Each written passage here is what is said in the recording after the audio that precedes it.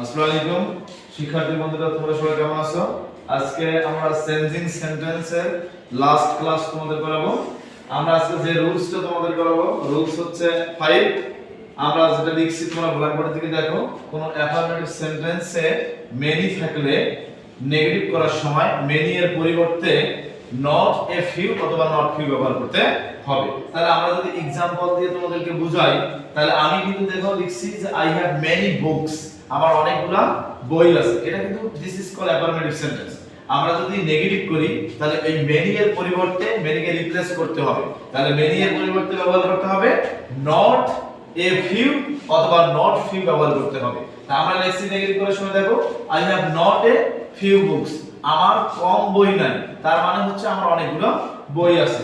আমরা কিন্তু দেখো এখানে হচ্ছে মেনি কে যদি আমরা রিপ্লেস করে দেই, তাহলে মেনি এর পরিবর্তে আমরা কিন্তু নট এ ফিউ ব্যবহার করছি। তার মানে আমরা বলতে যাচ্ছি যে ট্রান্সফরমেশন অফ সেন্টেন্স অথবা চেঞ্জিং সেন্টেন্স, এখানে আমরা অর্থের পরিবর্তন না করে অ্যাফার্মেটিভ টু নেগেটিভ করতেছি। শিক্ষার্থী বন্ধুরা, আমরা দেখো আমরা রুল 6 এখন করাবো। আমরা রুল 6 এ লিখছি কোন অ্যাফার্মেটিভ সেন্টেন্সে ভেরি থাকলে নেগেটিভ করার সময় ভেরি কে রিপ্লেস করতে হবে। ভেরি এর পরিবর্তে নট এ লিটল অথবা নট লিটল ব্যবহার করতে হবে। আমরা एग्जांपल দিচ্ছি দেখো তোমরা, she is very glad, she is very glad to know the matter, সে বিষয়টি জানার জন্য খুবই আগ্রহী। এটা অ্যাফার্মেটিভ সেন্টেন্স। আমরা যদি নেগেটিভ করি তাহলে ভেরি কে রিপ্লেস করতে হবে।